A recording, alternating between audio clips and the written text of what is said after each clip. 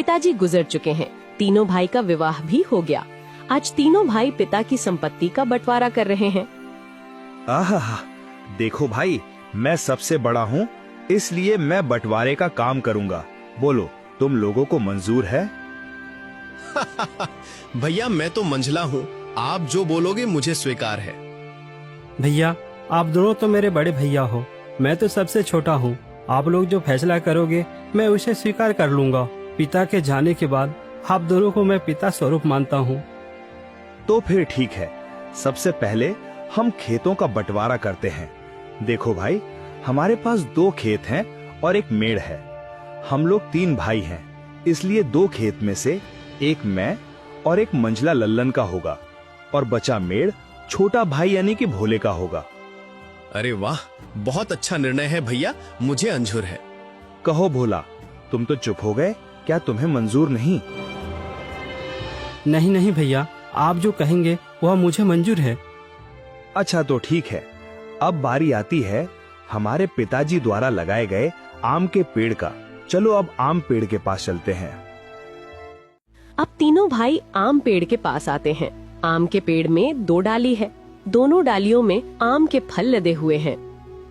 देखो भाई, ये है आम का पेड़। अब इसका बंटवारा भी कर लेते हैं। देखो, इसमें 2 डाली है और एक जड़ है।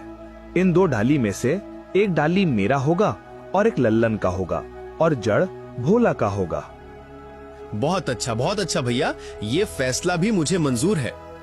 आप लोग तो बड़े हो, मैं तो सबसे छोटा हूँ। मैं भला आप लोगों के बात को कैसे टाल सकता हूँ? मुझे भी मंजूर है भैया। अब तीनों भाई घर के पास आते हैं। अब घर का बंटवारा भी होना है। तो फिर ठीक है, अब बारी आती है इस घर की। इस घर में 4 कमरे हैं और एक छत है। 2 कमरा मेरा होगा और 2 कमरा लल्लन का, और जो खप्पर का छत बच जाएगा वो भोला का होगा। भीमा के इस फैसले से भोला बहुत दुखी हो जाता है। फिर भी बड़े भाई का फैसला मानकर वो कुछ नहीं कहता है। इस तरह घर का बंटवारा भी पूरा हो जाता है। अरे भैया, खेत, पेड़ और घर के बाद और एक जरूरी चीज तो आप भूल ही गए। अरे लल्लन, वो क्या जरूरी चीज है जो मैं भूल गया हूँ? क्या तुम मुझे याद दिला सकते हो? भैया, पिताजी ने हम तीनों भाइयों के लिए कुछ रुपए पैसे भी तो छोड़ गए हैं, आप उसे कैसे भूल सकते हो? अरे हाँ, याद आया। जरा रुको, मैं अभी लेकर आता हूँ।